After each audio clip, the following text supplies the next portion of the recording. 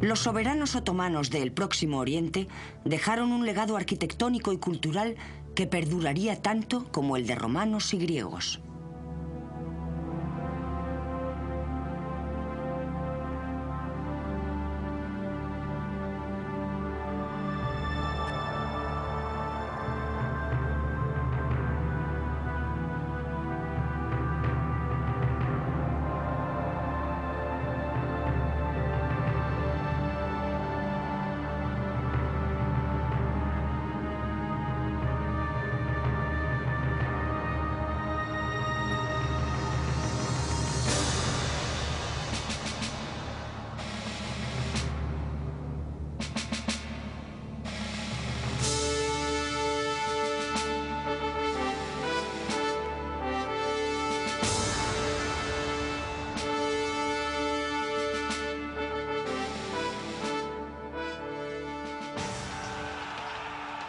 El pintoresco reino de los otomanos abarcó periodos de conflicto como las cruzadas.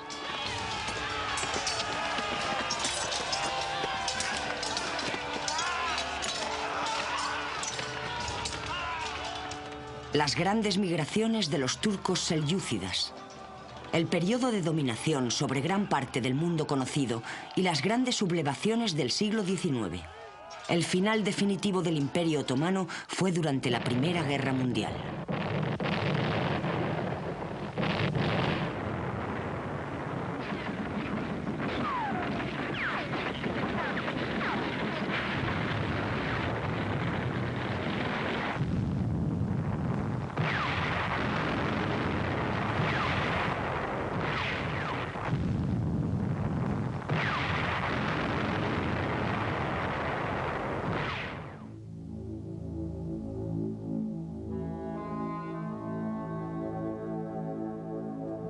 Pero antes de que los pueblos otomanos alcanzaran importancia, existieron grandes civilizaciones en la región conocida hoy como Turquía.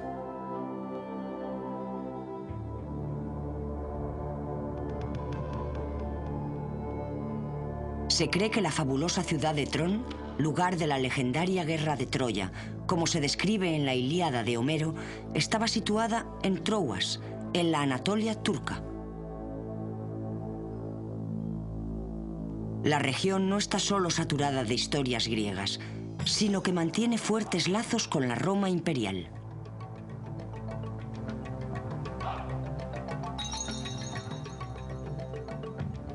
Tras dividirse el Imperio Romano en Oriente y Occidente, en el tercer siglo después de Cristo, el emperador Constantino fundó Constantinopla, hoy Estambul, donde estaba la antigua Bizancio.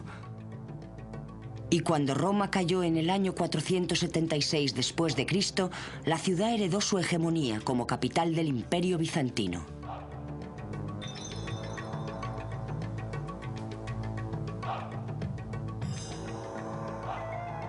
El Imperio Bizantino se mantuvo durante casi un milenio y alcanzó su esplendor bajo el poder de los otomanos.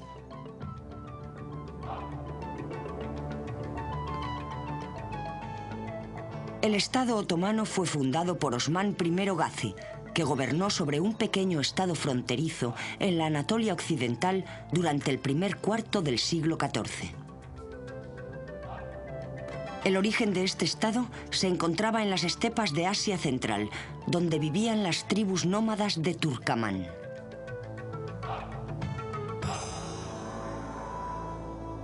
Entraron en la historia como refugiados, huyendo hacia Occidente para ocupar las tierras y adelantándose a las grandes migraciones de los mongoles. La tribu Kayí, que dio lugar al Imperio Otomano, era solo una de esas tribus guerreras que huían de Turquistán hacia Asia Menor, pero fue la que triunfaría y gobernaría sin interrupción durante los siguientes 600 años. El arquetipo clásico de formación era el de un estado gazi. Era un estado fundado y extendido por los gazis que luchaban por la fe islámica en las fronteras del mundo islámico y contra el cristianismo. Por otra parte, yo no diría que los otomanos creían en sí mismos, pero puede decirse con certeza que tenían la habilidad de aprovecharse de las divisiones de sus vecinos. especialmente en el periodo de formación, en los siglos XIV y XV. Al principio ocuparon una posición central. Por un lado, contra otros turcos a su retaguardia, y por otro lado, contra unos Balcanes política y socialmente fragmentados. Es decir, el mundo medieval balcánico. Conquistaron los Balcanes en el siglo XV, no en calidad de conquistadores musulmanes, sino como un grupo más de los que entraban en el gran juego de relaciones políticas de los Balcanes. Es un gran error mirar el pasado desde la perspectiva del siglo XX. Por un lado los otomanos y los turcos, y los serbios y los gobernantes bosnios por el otro. Los soberanos serbios de este periodo se emparentaron con la dinastía otomana, formaron alianzas con ellos para reforzar sus propias posiciones, pero al final fueron superados por mejores jugadores y elementos más potentes. Después de 1453 tenemos ya el clásico y casi universal imperio islámico formándose a sí mismo. La vida de estas tribus gazi se basaba en la guerra y en el pillaje. Y después de asaltar el importante centro musulmán de Bagdad, en el año 1055 después de Cristo, avanzaron por la Anatolia oriental, invadiendo territorios pertenecientes al poderoso imperio bizantino. A mediados del siglo XIII, Anatolia oriental estaba casi por completo en manos de los gazi turcos.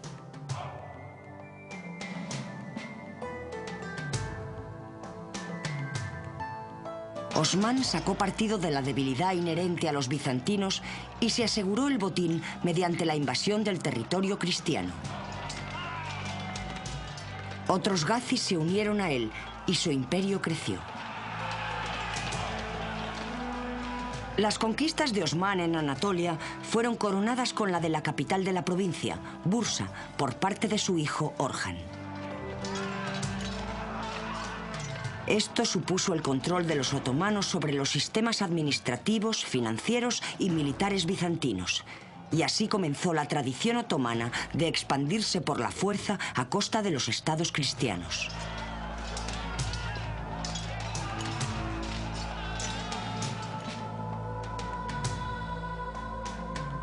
Hacia el año 1400, como resultado de las conquistas otomanas, solamente Macedonia y Tracia estaban directamente bajo gobierno bizantino, y el propio imperio se había convertido en un vasallo otomano.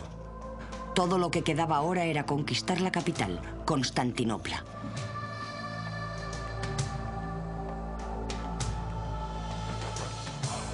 La transformación del Principado otomano en un vasto imperio que cubría Europa suroriental, Anatolia y el mundo árabe se llevó a cabo en 3 significativas campañas entre los siglos XIV y XVI. La más importante de las cuales fue el saqueo de Constantinopla en 1453.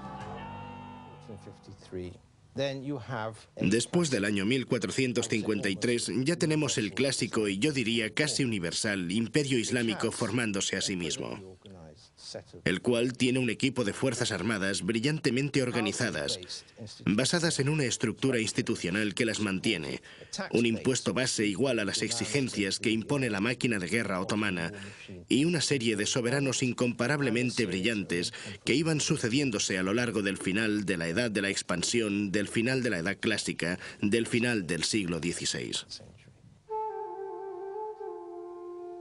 Después de que el éxito de las campañas se extendiera hasta el Danubio, el sultán Mehmed II, conocido más tarde como el Conquistador, dijo a sus ministros que el imperio nunca estaría seguro hasta que Constantinopla estuviera en manos otomanas.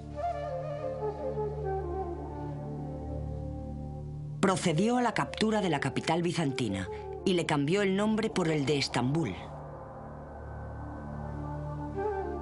Coronando las colinas con mezquitas y palacios, como el famoso Palacio de Topkaki, el cual todavía domina sobre la moderna ciudad de Estambul.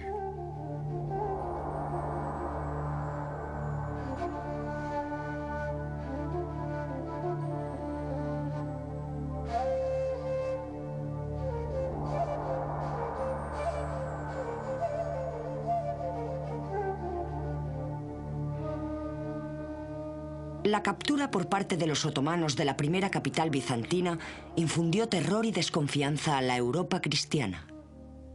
El Islam tenía ahora un pie en Europa y otro en Asia. Las conquistas posteriores al siglo XVI significaron el avance del imperio en el territorio cristiano, hasta alcanzar su apogeo bajo Solimán el Magnífico. Los logros del Imperio Otomano fueron enormes.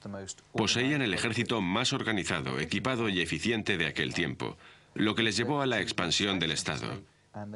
Era el imperio más poderoso de su época. Para hacernos una idea de la extensión del imperio, hay que decir que gobernaron sobre toda la moderna Europa del Este, así como en Siria, Líbano, Egipto, Libia, Túnez y Argelia. Fue el imperio más grande y poderoso de su tiempo y consiguieron atemorizar el espíritu de la Europa cristiana.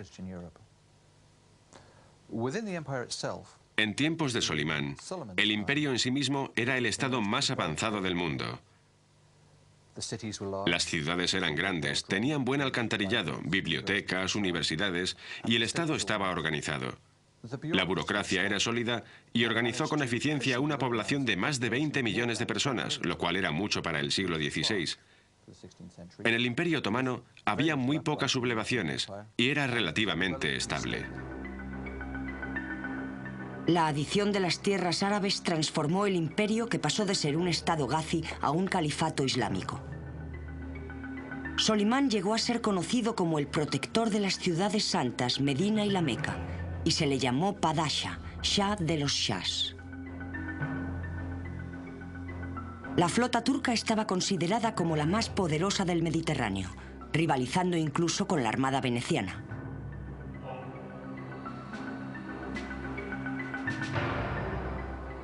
Dos siglos de conquistas y expansiones continuas transformaron el Imperio Otomano en el mayor de su época.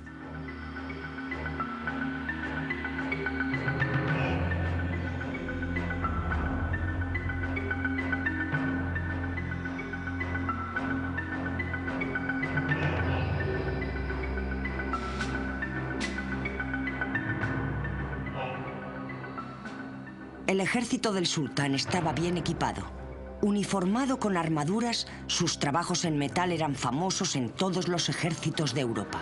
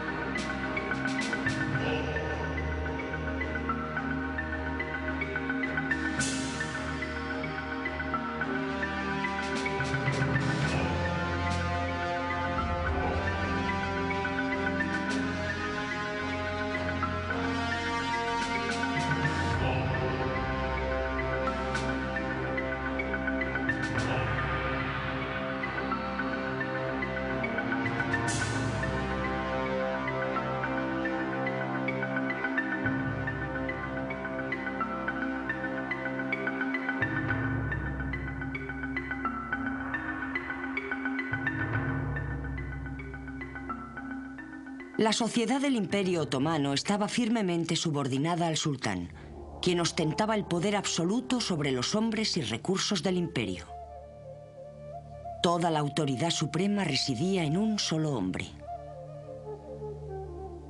La sucesión en el Imperio Otomano era inusual, ya que ésta no recaía necesariamente sobre el primogénito, sino que tal elección era una decisión divina.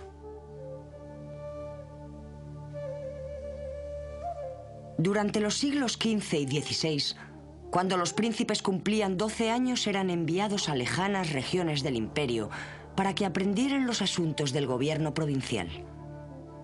Y generalmente, el hijo que llegaba primero a Estambul tras la muerte del sultán era quien heredaba el título. Mehmed el Conquistador promulgó una ley secular sultánica de fratricidio, el Kanuname, inspirada en una antigua costumbre turca. La primera tarea del nuevo sultán era ordenar la ejecución de sus hermanos. Esta ley pretendía proporcionar estabilidad asegurando una única línea de sucesión y previniendo guerras civiles por odios de sangre entre los herederos. La conjunción de gobernantes poderosos y de una fuerte infraestructura estatal en términos burocráticos, fuerzas militares y estructura social favoreció y armonizó con este modelo de fuertes gobernantes, modelo que es casi único en la historia de Oriente Medio y que estuvo vigente durante un larguísimo periodo de tiempo de 2 siglos y medio, es decir, desde la Alta Edad Media hasta principios de la Edad Moderna. Una vez entramos en la época de finales del siglo XVI, lo que podríamos llamar una época de sultanes débiles o incompetentes, entonces reaparece el patrón clásico: la infraestructura, la estructura institucional del Estado, de la burocracia e incluso de las fuerzas militares, las cuales sufrieron una revolución en este momento. Yo resaltaría principalmente la burocracia financiera, la parte menos apreciable para un observador, pero con mucho la más significativa a la hora de mantener unido el imperio, aumentar los ingresos e idear estratagemas para la supervivencia y continuidad del Estado durante los siglos XVII y XVIII.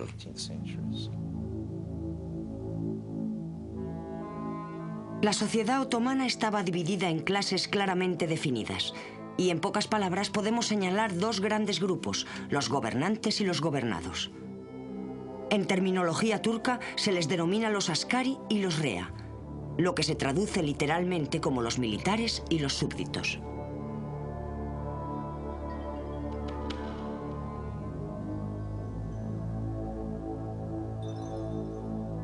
La espina dorsal de los askari estaba formada por los deushomi, jóvenes campesinos cristianos recogidos de los pueblos del imperio a modo de impuesto. Llevados al palacio de Topkaki en Estambul, sin poder volver a ver a sus familias, los muchachos sufrían un entrenamiento largo y arduo, bajo una estricta disciplina.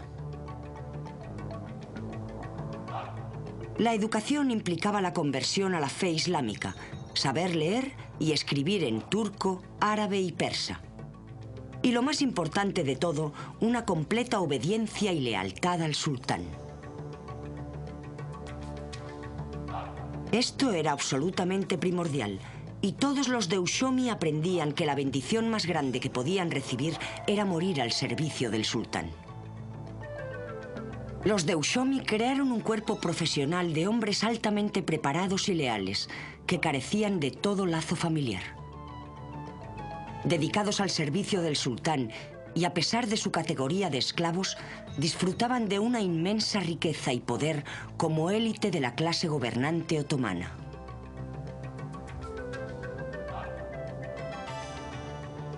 Se seleccionaba a los muchachos más brillantes y mejor dotados para el servicio en el interior del palacio del sultán, en lo que se llamaba su núcleo interno, y recibían un entrenamiento especial separados de los demás. Los mejores llegaban a constituir su séquito personal. Nunca eran más de 39, y este era el rango más alto al que un deushomi podría aspirar, además de poder llegar a ser el gran visir, que era elegido de entre estos 39 y que se convertía en la mano derecha del sultán. La mayoría de los deushomi, de los que se reclutaban hasta 3000 a la vez, abandonaban los límites de palacio para desempeñar un servicio en el exterior y se convertían en instrumentos del gobierno provincial, los genízaros o guardia montada del sultán. Los genízaros, oficiales del ejército, fueron de vital importancia en la continua expansión del Imperio Otomano. En un principio se creó este cuerpo con los prisioneros de guerra del sultán, que habían sido capturados en la toma de Adrianópolis en 1369 y se convirtieron en la base del ejército otomano.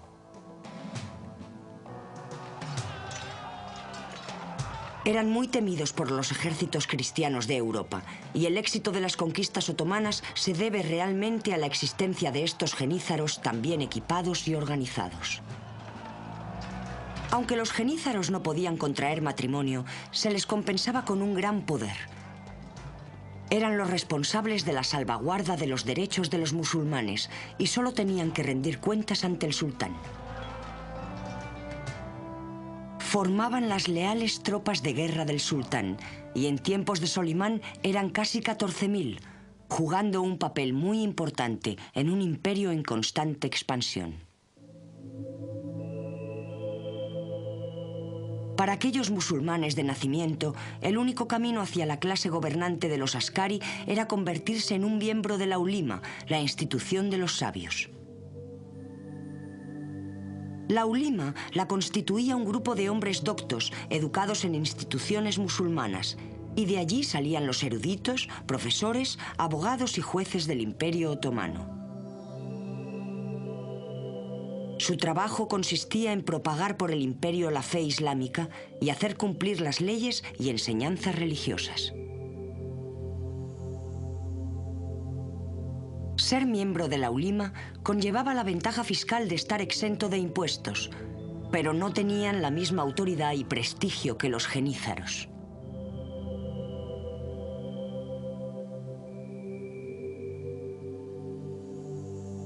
Por debajo de las clases gobernantes de los askari estaban los reea, el brazo productivo de la sociedad otomana, que mantenían con los impuestos a la aristocracia. Concretamente, los reea eran los musulmanes que pagaban los impuestos y eran despreciados por los askari. Generalmente eran campesinos pobres y analfabetos, que no podían jamás aspirar a estar entre los askari, y se pretendía que la distinción entre los dos fuera absoluta. Los askaris guardaban celosamente su posición privilegiada y contaban con el sultán para mantener la línea divisoria entre ellos y el resto de los súbditos. Así se separó claramente a los reea de los askari mediante leyes que regulaban su vestimenta y mediante la prohibición de que los reea montaran a caballo o llevaran espadas. Por debajo incluso de los reea estaban los zinis, quienes constituían la capa más baja de la sociedad otomana. Eran campesinos no musulmanes o nómadas errantes y económicamente estaban en mayor desventaja ya que soportaban impuestos adicionales. En la sociedad otomana, el Estado y el sultán eran lo más importante. La extensión del Islam era el asunto principal, así que no importaba quién era quién o de dónde venía, sino que lo importante era la utilidad de una persona para la continuación del Estado. Así que los miembros del ejército eran importantes porque defendían el imperio y lo extendían siempre más allá. Incluso el campesino era importante porque proporcionaba alimentos. No importaba que fuera simplemente un campesino, y no importaba la religión que uno tuviera, con tal de que no contraviniera directamente la fe musulmana.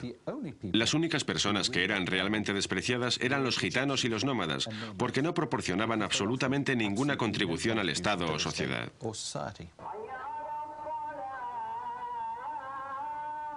La religión era un aspecto importante de la vida otomana. Las creencias en el Imperio Otomano no eran normales en su época, ya que practicaban una gran tolerancia religiosa. Por supuesto, la mayoría de aquellos que vivían en el imperio eran musulmanes, o por nacimiento o por conversión, pero también había minorías de cristianos ortodoxos, judíos, armenios y otros. Solamente la Iglesia Católica Romana estaba absolutamente discriminada. Las distintas religiones estaban organizadas por unas comunidades legalmente reconocidas llamadas mijos, y sus miembros eran libres para vivir de acuerdo con sus propias costumbres y tradiciones, mientras éstas no contravinieran al Estado.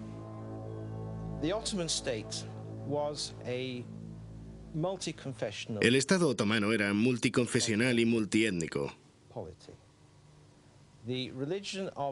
La religión de la dinastía de la clase gobernante era el Islam, aunque en los inicios de la historia el Estado tendía a veces hacia la heterodoxia, la cual fue más tarde rechazada con firmeza.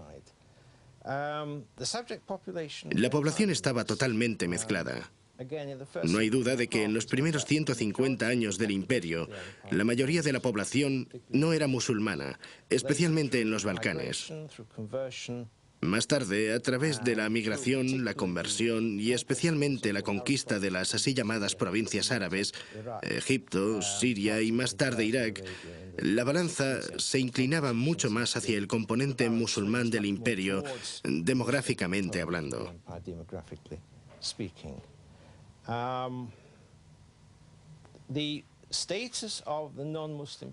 El estado de la población no musulmana estaba gobernado por las leyes islámicas acostumbradas. Para ponérselo más difícil, tenían ciertas desventajas que afectaban a su situación tributaria, su posición social o su incapacidad para casarse. Por ejemplo, un musulmán otomano podía casarse con una mujer cristiana, pero no al revés. También existían otros impedimentos que variaban de un siglo a otro, y en realidad, en muchos casos, de un reino a otro.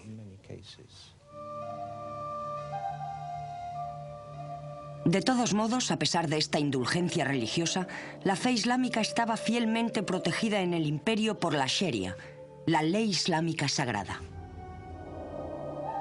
La Sharia era de capital importancia en el sistema de vida otomano y proporcionaba el único control del poder del sultán.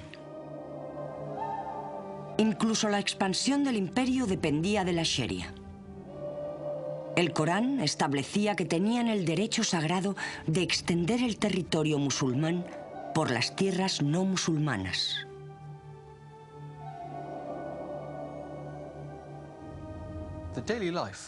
La vida diaria de los miembros de la sociedad otomana estaba basada en torno a la religión, y esto era fundamentalmente por la aplicación de la Sharia, la ley islámica. Se consideraba que el seguimiento de la Sharia era más importante que la lealtad al sultán. El día estaba regulado por las oraciones hacia la Meca. En efecto, la llamada de la mezquita llegó a ser el reloj, y todos sacaban sus esteras de oraciones cara al este y rezaban al menos 4 veces al día. El seguimiento de este régimen era muy importante. Sin embargo, debe recordarse que no todos los habitantes del Imperio Otomano eran musulmanes, y había una tolerancia considerable hacia los no musulmanes. Desde luego, las enseñanzas de la ulima intentaban convertir a la mayor cantidad de población posible al Islam.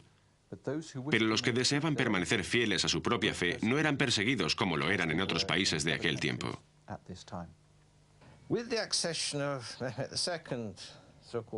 Con la llegada del segundo conquistador en 1451, podemos empezar a hablar de un absolutismo sultánico.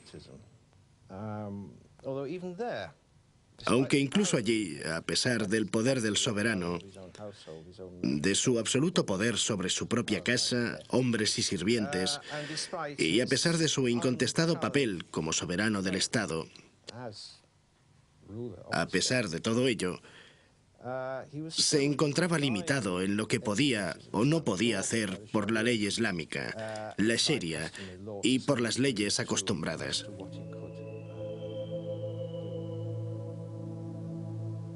La vida familiar en el alto periodo turco, que abarcó desde 1453 hasta 1600, era sencilla. Había unas pocas familias poderosas, ya que no era una aristocracia hereditaria, y el jefe de la casa tenía autoridad absoluta sobre todas las generaciones bajo su techo, que podían ser 2 o 3. Nadie en la familia podía comer con el jefe de la casa, a menos que estuviese invitado, y nadie podía dar un bocado hasta que él no hubiese empezado. Ni siquiera sus hijos podían sentarse en la misma habitación que él sin su permiso. Este respeto por los mayores era muy importante en la sociedad otomana, hasta el punto de que la desobediencia a los padres estaba considerada como un crimen similar al del asesinato o la deserción. La madre gobernaba sobre las mujeres de la familia y los hijos varones hasta su circuncisión, que generalmente era a los 7 años. Las mujeres eran figuras secundarias en la sociedad otomana, al igual que en todas partes de Europa en esa época. Se disuadía a las mujeres de salir de casa y si lo hacían debían regresar al atardecer. Corría a cargo de la madre el organizar la boda de su hijo varón. Los hijos varones eran muy deseados y la infertilidad en una mujer era lo peor que le podía suceder. La madre concertaba la boda de su hijo yendo a casa de la futura novia y si ella estaba de acuerdo, hablaba con la madre de la muchacha sobre el porvenir. Esta última raramente ponía alguna objeción, ya que se alegraba de poder casar a su hija lo antes posible, puesto que era algo deseado desde el momento de su nacimiento. Las muchachas se casaban generalmente a los 12 años. Ni el novio ni la novia tenían nada que decir con respecto a con quién se iban a casar, y a menudo no se veían hasta después de una larga ceremonia matrimonial.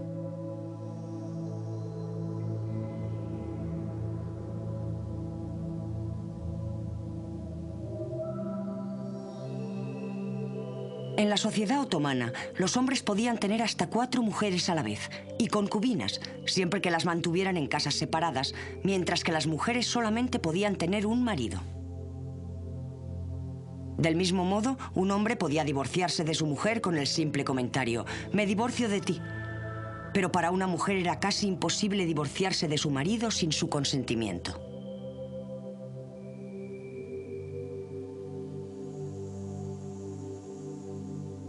Los hombres del Imperio Otomano llevaban una vestimenta muy elaborada. Consistía en unos pantalones bombachos con una camisa y un dolmen, un fajín alrededor de la cintura.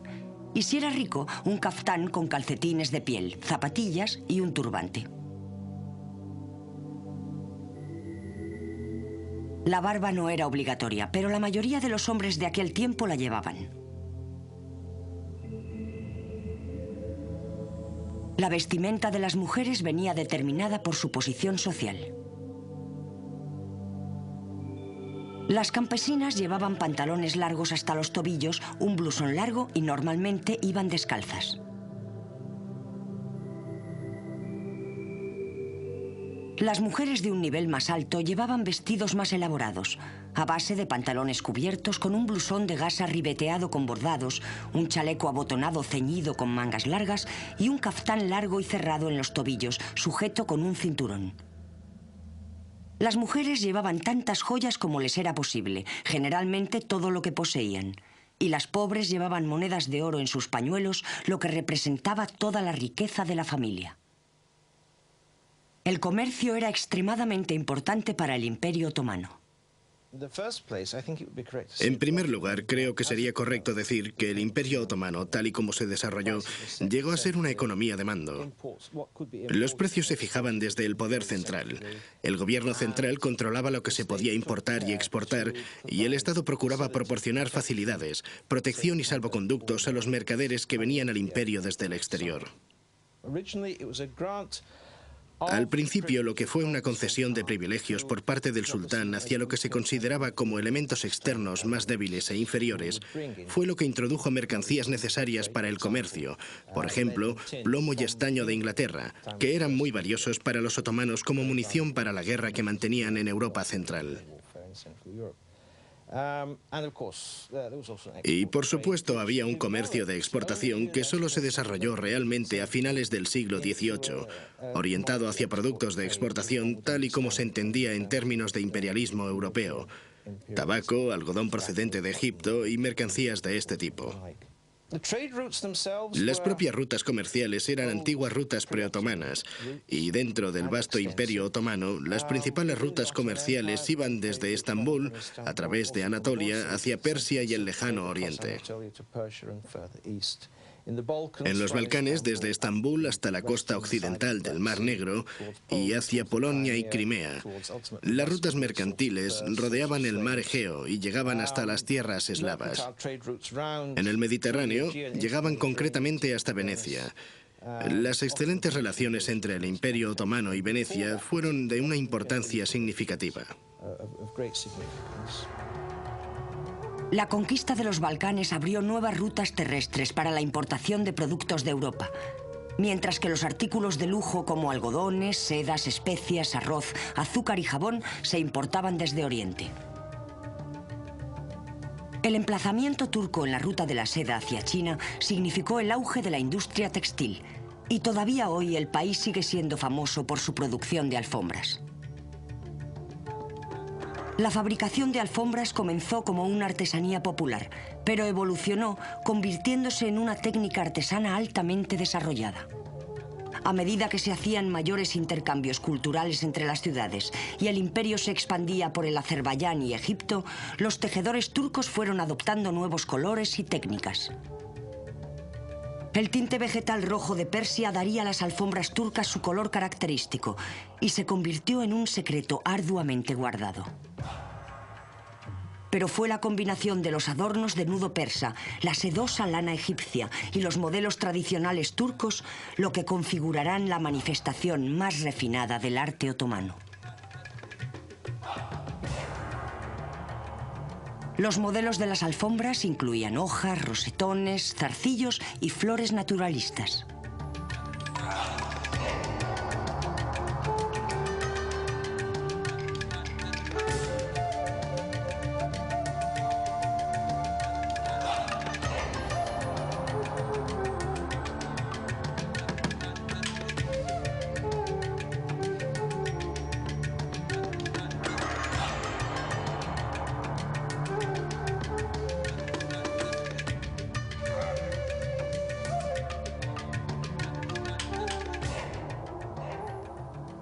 En todas las alfombras había un insignificante error deliberado. Quizá un nudo o un poco de blanco sobre otro color. Con esto se pretendía evitar el mal de ojo provocado por la envidia, que según la leyenda recaía sobre cualquier objeto perfecto. El mayor centro de seda del imperio era Bursa, y con el crecimiento de la demanda de alfombras, el comercio floreció por todo el imperio. A pesar de ello, incluso estando el Imperio Otomano en su cima de esplendor artístico y triunfo militar, los crujidos de su ocaso empezaban a manifestarse. Los problemas que afrontaron los otomanos a finales del siglo XVI eran muy complicados. En primer lugar, para la propia dinastía. Un claro ocaso tras el final del reinado de Solimán, que puede muy bien remontarse a problemas en la propia familia imperial, en su reinado. Problemas que tuvieron al final efectos muy negativos en la sucesión. Y por primera vez, los hijos más capacitados del sultán no estaban en situación de competir por el trono cuando él muriera. Ya habrían sido liquidados por su padre ante la certeza real o imaginaria de la existencia de conspiraciones contra él. Así que este es el primer elemento, la dinastía. El segundo elemento es mucho más difícil de precisar. Hay alguna evidencia que permite sugerir que desde finales del siglo XVI la máquina militar otomana dejó de ser tan efectiva como lo había sido en los 2 siglos anteriores. Las razones de ello son de nuevo difíciles de comprender. En parte, el imperio era demasiado grande. Había sido una víctima de su propio éxito. Sus fronteras estaban ahora frente a Persia, en el Mar Rojo, en el Golfo Pérsico, frente al Sáhara en África y en el Mediterráneo frente a España. Ocurrió simplemente que, dadas las bases logísticas de comunicación, dada la duración del periodo de campañas y del modelo de mando de autoridad central en el imperio, dichas campañas se volvieron cada vez más caras y menos provechosas.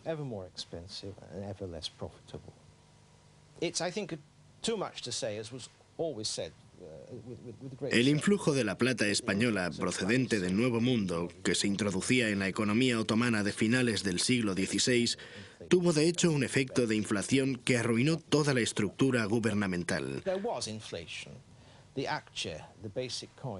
El apture, la moneda básica de cambio, que había existido más o menos sin modificaciones de peso desde 1300 hasta 1566, empezó a depreciarse y rebajarse. La plata extranjera entró a raudales. Al final, el dólar alemán resultó un artículo de importación muy importante. La economía se colapsó, la moneda se depreció, los salarios de los oficiales tenían en efecto cada vez menos poder adquisitivo. Y de nuevo la estructura empezó a desmoronarse como resultado de todo ello. El Imperio Otomano empezó a perder esos elementos constitutivos que habían hecho de él algo único y aparentemente invulnerable. A medida que unas generaciones daban paso a otras, los elementos de la estructura clásica se iban disipando, se perdieron y olvidaron, hasta que al final la gente solo tenía memoria de lo que ellos creían que habían sido.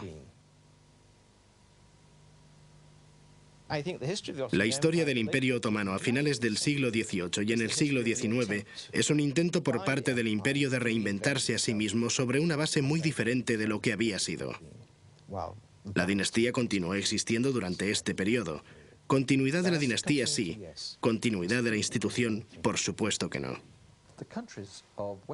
Durante los siglos XIX y XX, los países de Europa Occidental comenzaron a desarrollarse con la revolución industrial. Desafortunadamente, el Imperio Otomano no avanzó en la misma proporción, quedándose atrás. Empezaron a importar productos manufacturados de Europa y sus propias industrias entraron en declive. A medida que los países europeos iban creciendo en poder, conquistaron la tierra que los otomanos les habían arrebatado. Y para finales del siglo XIX todo esto acabó en disputas sobre los Balcanes, en las que Turquía se vio involucrada. Incluso antes de la Primera Guerra Mundial, el daño causado al imperio era irreparable. La llegada del siglo XIX y la devastación de la Primera Guerra Mundial causaron el derrumbamiento del Imperio Otomano.